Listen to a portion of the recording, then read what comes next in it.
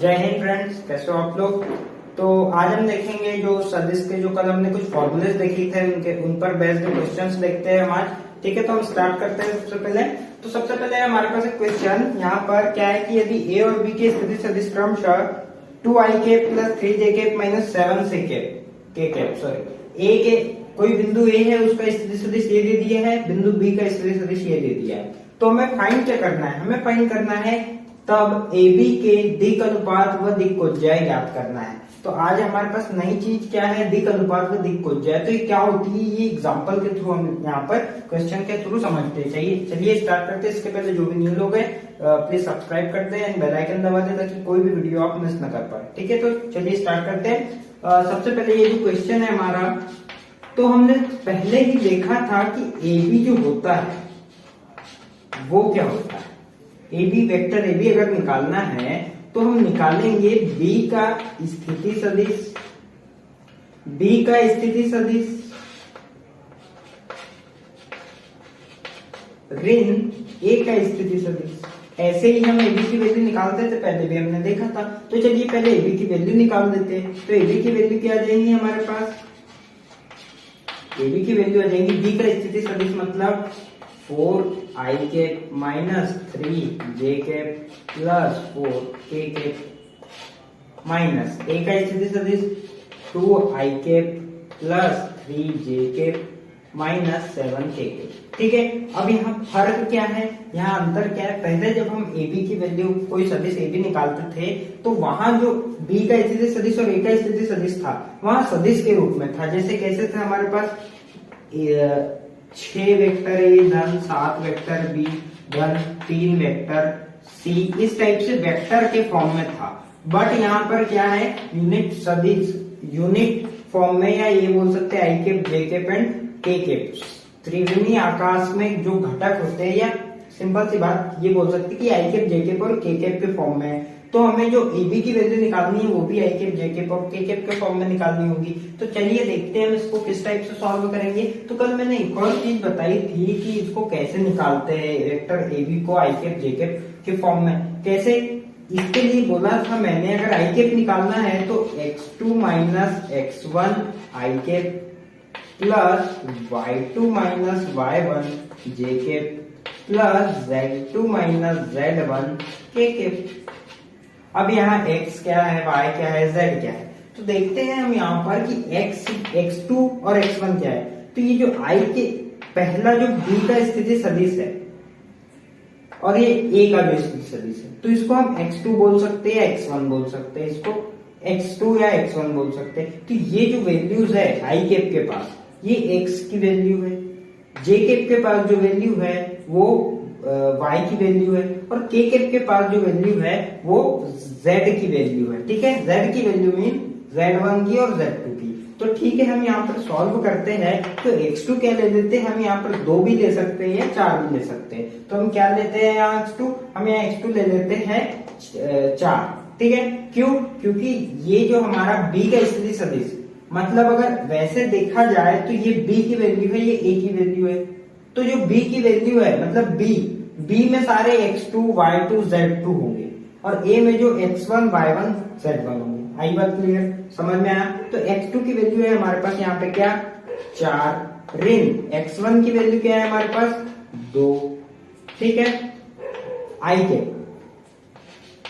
Plus, ठीक है, ये क्या है -3, x2 की y2 की वैल्यू है -3 और जो y2 है उसकी वैल्यू है, सॉरी ये y2 की वैल्यू -3 और y1 की वैल्यू क्या है 3। तो यहाँ क्या आ जाएगा +3, सॉरी यहाँ पे क्या है माइनस, सॉरी यहाँ ये माइनस है। तो जब ये माइनस का गुना होगा अंदर तो क्या हो जाएगा, ये -3 हो जाएगा। तो ये क्या हो जाएगा, ये j कैप प्लस z2 की वैल्यू है 4, ऋण यहाँ पर ऋण है, ये प्लस था ये माइनस था तो यहाँ माइनस हो गया। ठीक है, पर यहाँ पर क्या है कि यहाँ पर 4 आया, अब यहाँ ऋण 7 है, ये ऋण 7 है, यहाँ भी ऋण है, तो ये ऋण का क्या हो जाएगा धन, तो ये क्या हो जाएगा 7 के। इतनी बात आपको समझ में आई। ठीक है, इसके बाद देखते हैं हम 4 में से 2 गए, 2 i कैप ऋण ऋण 3 ऋण 3 ऋण 6, तो धन ऋण का फिर ऋण हो जाएगा, तो ऋण 6 जे के, धन 11 के के। इतनी बात समझ में आई क्या आपको? ठीक है। अगर इस टाइप से नहीं निकालना है तो आप सेकेंड तरीके से भी निकाल सकते हैं। वो तरीका क्या होगा कि आप ये जैसे का ऐसा रहने दें, इसको ओपन करेंगे तो ये सारे यहाँ चिन्ह चेंज हो जाएंगे, फिर आप के कैप की वैल्यू ऐसे निकाल सकते हैं। चलिए मैं बता देता हूँ। ठीक है, सेकेंड मेथड में कैसे, आपको कोई भी एक तरीके से निकालना है। यहाँ कैसे हो जाएगा, 4 आई कैप माइनस 3 जे कैप प्लस 4 के कैप। अब ये -2 आई कैप, -2 आई कैप प्लस माइनस का माइनस हो जाएगा 3 जे कैप, माइनस और माइनस का प्लस हो जाएगा 7 के कैप। ठीक है, अब हम आई को अलग कर देते, जे को और के को। याद रखिएगा हमेशा ऐड वैसे होगा, मैंने कल के फॉर्मूले में बताया था कि सदिश को जोड़ेंगे कैसे, सदिश समान जात वालों से जुड़ेगा। जैसे ये आई के वाले से आई के वाला ही जुड़ेगा और कोई नहीं जुड़ेगा। इंटू होता है बट जुड़ेगा नहीं। ठीक है, तो 4 आई के और ये ऋण 2 आई के, तो कितना हो जाएगा, 4 आई के में से 2 आई के गया तो 2 आई के, 3 जे के 3 जे के, तो ऋण 6 जे के, धन 4 के 7 के, मतलब धन 11 के। तो आप इस टाइप से भी इसको फाइंड कर सकते हैं, इस टाइप से भी फाइंड कर सकते हैं। ठीक है, आपको जो इजी लगे आप उससे कर सकते हैं। तो ये हमारे पास एबी की वैल्यू आ गई। ठीक है, एबी की वैल्यू आ गई। अब हमें क्या बोला है, एबी निकाल लिया, इसके दिग अनुपात। दिग अनुपात क्या होते हैं, तो ये जो सदिश की ये जो वैल्यू आई है, इसमें ये जो 2 6 11 आई कैप जे कैप के कैप के जो गुणांक होते हैं उन्हीं को बोलते हैं दिग अनुपात। मतलब यहां पर दिग अनुपात क्या हो जाएगा, दिग अनुपात बराबर से हो जाएगा 2 ऋण 6 चिन्ह के साथ, धन 2 है तो हम 2 लिख सकते हैं, धन नहीं लिखते, तो ऋण 6 और क्या हो जाएगा 11। तो इसके दिग अनुपात क्या आ गए हमारे पास, 2 6 और 11। आई बात समझ में, दिग अनुपात निकालते आपको आया। ठीक है, तो ये लिख लिया हमारे दिग अनुपात। अब एक और चीज है यहाँ पर, दिग कोज्याए। ठीक है, तो दिग कोज्याए क्या होंगी, तो हम देखते हैं, हमने कल फॉर्मूला देखा था, क्या देखा था, सदिश का एकांक सदिश, एकांक सदिश का फॉर्मूला देखा था हमने। तो एकांक सदिश का फॉर्मूला में हमने देखा था ये, इसका मतलब क्या है, वेक्टर ए क्या डिनोट कर रहा है, ए बी को। कोई सदिश है उसका एकांक सदिश बराबरी से होता है वह सदिश तथा उस सदिश का परिमाण। ठीक है, तो ये फॉर्मूला देखा था हमने, तो इसके बेसिस पे हमको दिग कोज्याए निकालना है। तो कैसे निकालेंगे आइए देखते हैं। तो ए कैप है तो हम ये इसको वेक्टर ए बी कैप भी लिख सकते हैं या ए कैप ही रहने देते हैं, कोई दिक्कत नहीं है यहाँ पर। ठीक है, तो ए कैप बराबरी से है, ए वेक्टर ए की वैल्यू है, इसकी वैल्यू क्या है 2 आई कैप -6 जे कैप प्लस 11 के कैप। ठीक है, ये सारे स्मॉल को लेना है, I cap, I small, J small and K small. Mod of A, मापांक क्या होता है, मापांक निकालना बताया था मैंने कल, कैसे निकालेंगे, जैसे यहाँ पर है 2 6 11, तो इसका मापांक कैसे हो जाएगा, तो 2 का स्क्वायर धन 6 का स्क्वायर धन 11 का स्क्वायर, मापांक। ये 2 का स्क्वायर धन ऋण 6 का स्क्वायर और धन ये 11 का स्क्वायर, ये इसका मापांक हो जाएगा। ठीक है, ये सदिश का ए बी का। अब आगे सॉल्व करेंगे तो 2 आई के ऋण 6 जे के धन 11 के के अपॉन 2 का स्क्वायर होता है 4, ऋण 6 का करो या 6 का करो वर्ग वही होगा 36, और 11 का स्क्वायर होता है 121। आई बात समझ में, 2 आई के ऋण 6 जे के धन 11 के बटे में क्या आया, करनी 36 और 4 40 हो गया, 40 और 21 कितना हो गया 61, मतलब ये हो गया 161। आई बात समझ में। अब इसको क्या कर देते हैं, सेपरेट कर देते हैं, मतलब अलग अलग कर देते हैं। कैसे करेंगे आइए देखते हैं।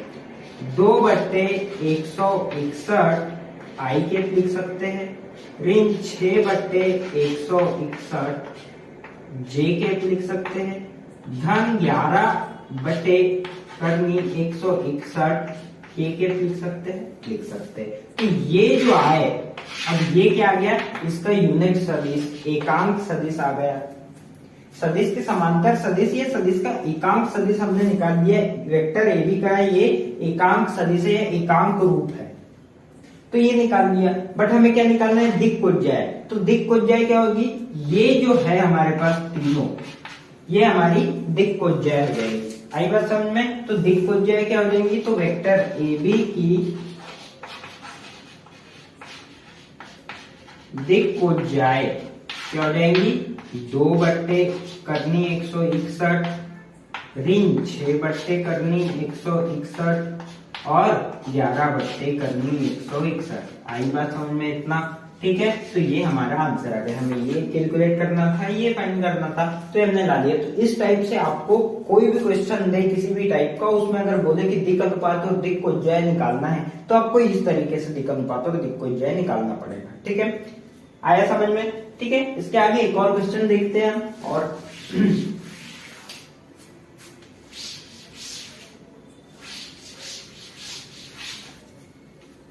ठीक है, तो इसके बाद हमारे पास एक क्वेश्चन है, सदिश आई कैप माइनस 2j कैप। एक सदिश दिया है, सदिश आई कैप माइनस 2j कैप के समांतर एकांक सदिश ज्ञात कीजिए। के समांतर एकांक सदिश बराबर इसे ज्ञात करना है हमको। कैसे कैलकुलेट करेंगे, अब सबसे पहले देख रहे हैं हम समांतर एकांक सदिश बोले, ठीक है। क्वेश्चन में क्या बोलेगा, समांतर कोई सदिश दे देगा, वो उसके समान बोलेगा कि उसके समांतर एकांक सदिश ज्ञात कीजिए, या बोलेगा कि एकांक सदिश ज्ञात कीजिए, या बोलेगा कि सदिश की दिशा में एकांक सदिश ज्ञात कीजिए। तो ये तीनों चीजें एक ही होती है। इसके लिए मैंने बताया कि एकांक सदिश कैसे फाइंड करते हैं, कैलकुलेट करते हैं।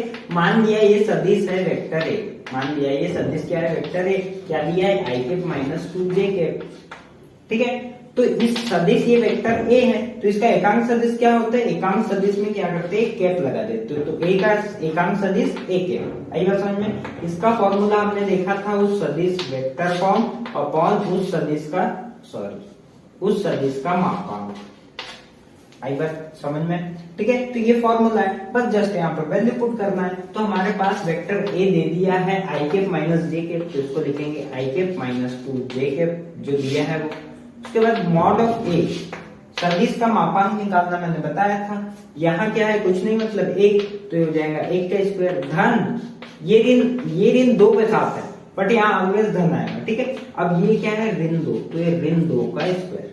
आई बात समझ में। उसके बाद है हमारे पास I cap minus 2j cap upon करने में क्या जाएगा, 1 का स्क्वायर 1 धन 2 का स्क्वायर करो या ऋण 2 का, बात एक ही है 4। तो यहाँ क्या हो जाएगा, I cap minus 2j cap upon करनी में 5।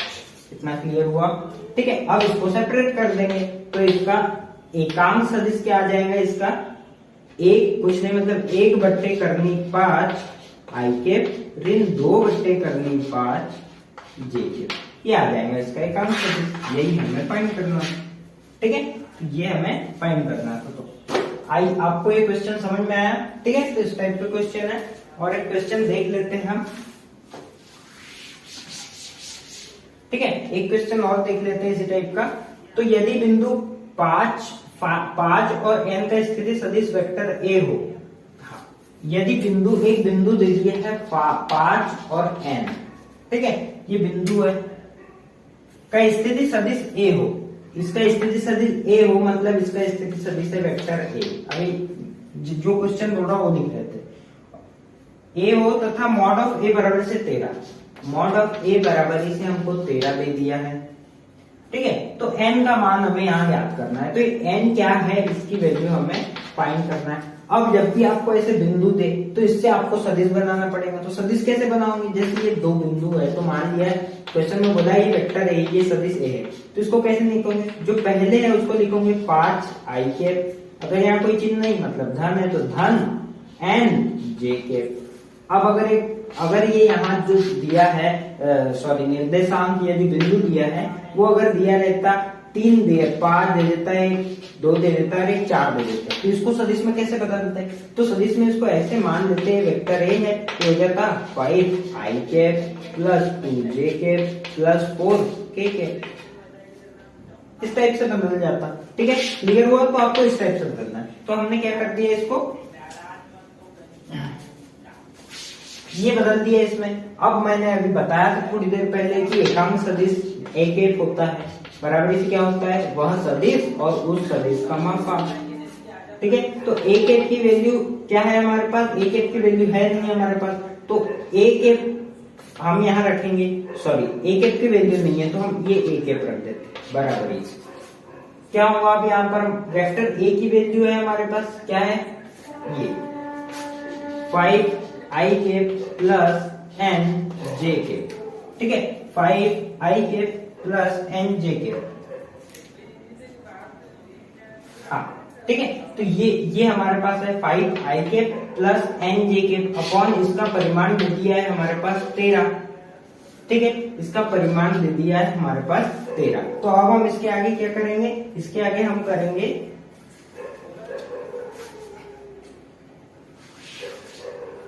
ठीक है, तो एक एक की वैल्यू हम निकाल सकते हैं, इसके बाद एक अदर तरीके से भी इसको कर सकते हैं। ठीक है, सीधा काम हो जाएगा। कैसे, अभी वेक्टर ए की वैल्यू हमारे पास ये देती है। ठीक है, अब हमको मालूम है कि इसका मापांक निकालना है। इसका मापांक क्या होता है, मॉड ऑफ वेक्टर ए। बराबरी से कैसे निकालते हैं, ये पहला जो है ये इसको एक्स स्क्वायर बोलते हैं और ये जो दूसरा पॉइंट है इसको वाई। तो इस फ्रैक्शन मापांक निकालते हैं, अभी तक हमने सीखा था। तो मॉड ऑफ ए दे दिया है हमें 13 और x की वैल्यू है 5 मतलब 5 का स्क्वायर, y की वैल्यू है n मतलब n का स्क्वायर। 13 बराबर से क्या हो जाएगा, ये 25 धन n का स्क्वायर। अब क्या करें, अब तो यहाँ लफड़ा बन गया। तो अब क्या करते हैं, दोनों पक्ष, या तो ऐसा बोल सकते हैं कि करनी को पक्षांतर करने पर, करनी जब पक्षांतर होता है तो इधर वर्ग लग जाएगा, या तो ऐसा बोल सकते हैं कि दोनों पक्षों का वर्ग करने पर। क्या लिखेंगे, दोनों पक्षों का वर्ग करने पर। दोनों पक्षों का वर्ग कर दिया, वर्ग से करनी कैंसिल हो जाएंगी। 13 का वर्ग होता है 169, 25 धन n का स्क्वायर। 25 को इधर पक्षांतर करेंगे तो क्या हो जाएगा, 169 ऋण 25 बराबरी से n का स्क्वायर।